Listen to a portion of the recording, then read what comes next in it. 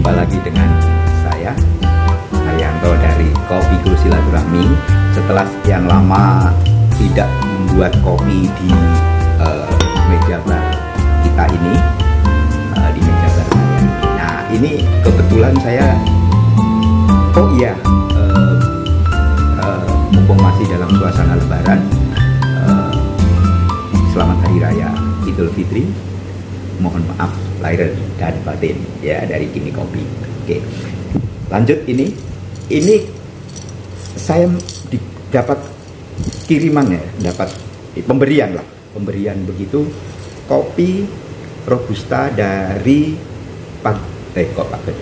Pandeglang ya. Nah, ini robusta kita coba ya. Selama ini kan agak jarang ya kopi dari Pandeglang gitu ya, atau dari Banten lah. Tetapi ini nampaknya mulai ada pergerakan atau promosi atau apalah namanya untuk memperkenalkan kopi-kopi dari Banten. Nah, ini salah satunya ya. Nah, ini dari Abah Naing ya kopinya. Nah, oke. Ini kita coba saja. Nanti ditubruk, metodenya tubruk. Seperti apa rasanya? Ya, kayak cupping lah, tetapi tidak sesuai dengan protokol cupping yang benar, yang urut gitu, enggak. Kita cobain saja. Oke ya, gitu ya. Oke. Ini 12 saja. Saya kasih 12 ya. Ini ya. Nah, 12 oke. 12. Ini sudah 12 ya. 12 oke. Sekarang di green. Greennya saya agak tidak terlalu fine. Nah, jadi nanti beberapa ini fine to medium ya, fine to medium aja. Nah, ini ya, fine to medium. Nih ya, fine to medium. Segini ya, ini segini. Nah, oke, ini. Nah, oke, jadi nanti airnya sekitar 180. Jadi main 12, 180 dibagi 12 berarti 1:15. Coba seperti apa ya. Ini tubruk, ini airnya juga sudah mau mendidih. Sambil menunggu mendidihnya air, ya mohon like, subscribe, dan share-nya. Dan apabila Anda menyukai ini ya, video ini di share dan di komen ya, supaya kita bisa membuat kopi-kopi yang kita rasakan atau kita butuhkan. Sudah mau mendidih tuh, oke. Nah, ini mendidih segini. Sebentar, saya buka dulu saja. Ini biar agak tidak terlalu panas ya. Oke ya. Nah, biar agak berkurang, tidak 100 derajat. Ini berarti berapa ini? Nah, sudah sekitar 90. Ini antara kelihatan ya, ini antara 90 sampai 100 ya. Ini kan ada ya, kelihatan kan? Nah, ini. Nah, tuh susah begini. Nah, ini. Nah, ini antara 95. Oke. 95 ya kita ya. Atau kurangin dikit biar nah, oke. 90. Oke ya, 90. Oke. Kita 180 ya. Oke. Ini 180. Dibasahin dulu seperti biasa untuk blooming. Nah, wih, mengembangnya bagus. Ini lihat, ini mengembangnya bagus ini. Nah, ya, mengembangnya bagus ini ya. Nah, kita tunggu barang 30 detik untuk bloomingnya. Sudah kurang 10 detik, nanti kita hitungan pada 20 saja. biar jadi dulu, jadi membuang gas-gas atau unsur yang tidak kita perlukan di dalam, sehingga mempengaruhi rasa kopi itu seperti apa. Baik ya, ini cepet-cepetan saja karena juga tubruk kayak gini pembuatannya cepet, tapi rasanya menurut saya tubruk metode yang cukup. Oke, ini udah sebentar. Ini diginiin dulu sebentar. Nah, ini 180. Nah, cukup nggak 180? Kayaknya nggak cukup. Oke, 150. Jadi nanti 150 atau 160 dibagi. Nah, 100. Nah, oke. Nah, 160 nanti dibagi 12 berarti rasionya berapa? Ini kita diamkan sekitar 3-4 menit ya, atau 5 menit. Nah, jadi kembali kepada tubruk itu, ini sebenarnya metode yang menurut saya yang cukup menarik karena cupping saja kan, cupping itu protokol cupping itu kan berarti metodenya kan tubruk ya, itu ya. Artinya bubuk kopi tinggal dituang air dengan ukuran grain size dan temperatur tertentu ya, terukur. Nah, itu cupping aja memakai kayak itu. Nah, tapi kan agak jarang ya kita menemukan di kedai kopi yang kafe terutama itu menjual tubruk ya. Nah, kita coba rasa tubruk itu tentu begini. Cupping itu dipakai atau metode tubruk dipakai untuk cupping berarti kan untuk mengetahui rasa kopi yang atau taste kopi yang sebenarnya kan. Itu saya rasa begitu ya pertimbangannya, sehingga kenapa tidak ya kita mencoba membuat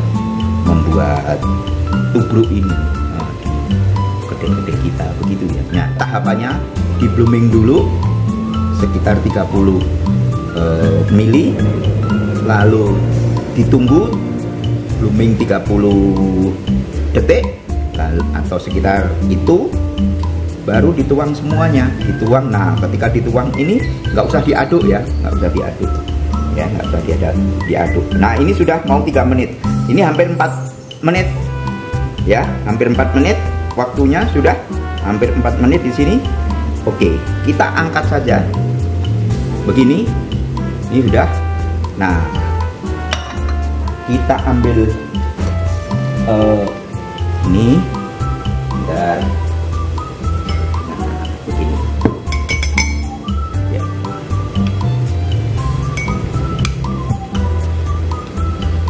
Ya, oke, kita ngilangin yang ini ya. Nah, ini kalau biasanya saya ketuk-ketuk, biasanya turun semua kalau diketuk-ketuk ini aja, diketuk-ketuk di sini. Ini biasanya juga udah turun.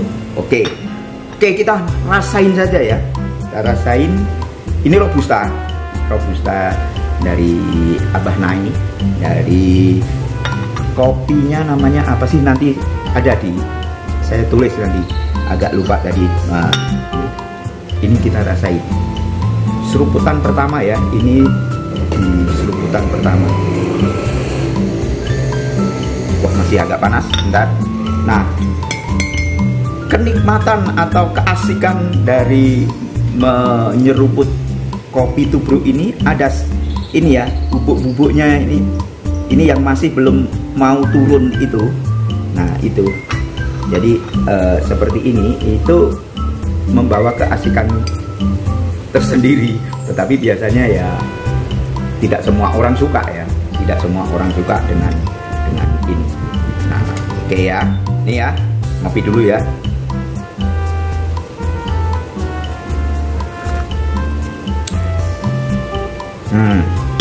Nah, ini rasa kopinya kuat, khas robusta, tapi pinatnya tidak terasa, jadi tidak mengganggu pinat yang, maksudnya pinat yang tidak nyaman ya. kacang yang tidak nyaman ya rasa. Ini nggak ada. Menikmati kopi tubruk seperti ini ada yang modelnya diginiin ya, diginiin lalu dibalik begitu. Nah, ini gelasnya nanti di atas itu ada di daerah mana ya, itu ada itu yang model kayak gitu. Kalau di Jawa biasanya di Jawa itu begini supaya cepat adem. Nah begini, nah ini begini. Nah, ya kan?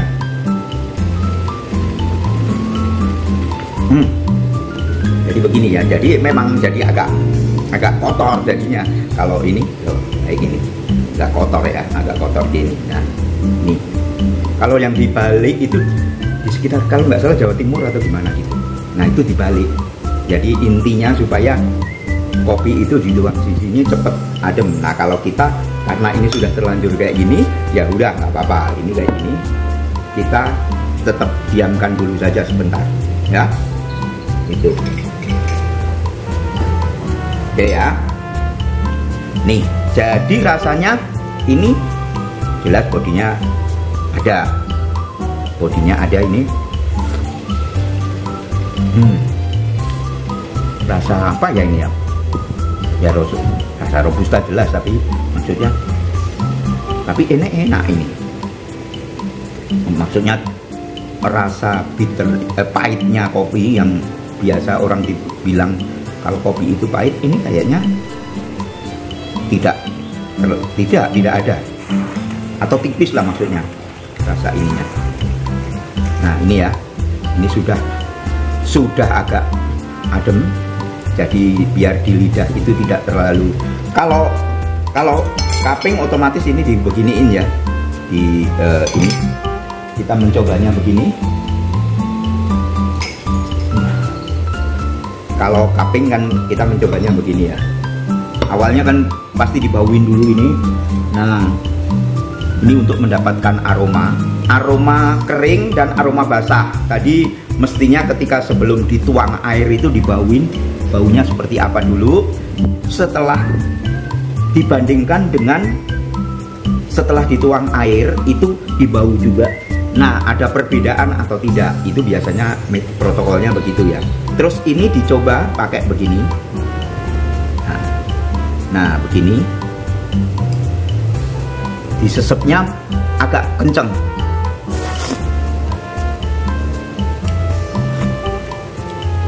Loh, aftertaste-nya juga tidak ada, jadi langsung berkesan nggak pahit loh ini.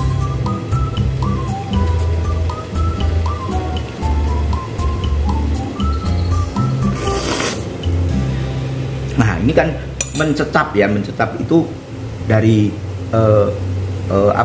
dari tujuannya disesap kayak gitu, diserap gitu, itu tujuannya kan supaya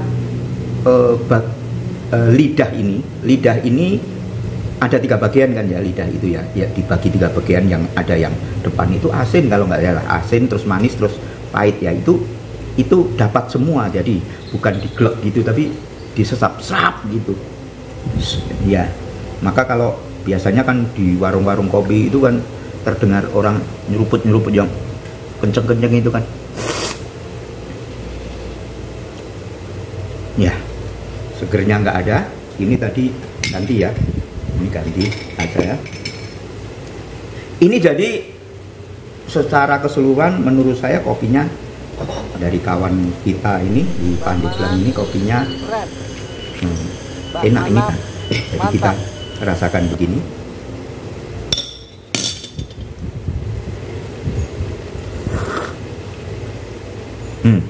Tapi memang cenderung agak tipis, apa terlalu banyak ya tadi ya.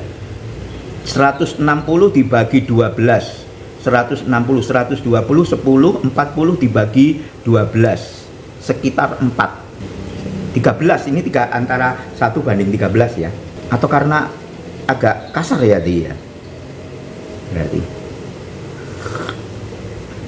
Tapi enak sebagai misalnya ya kopi yang memang tanpa gula, ini oke.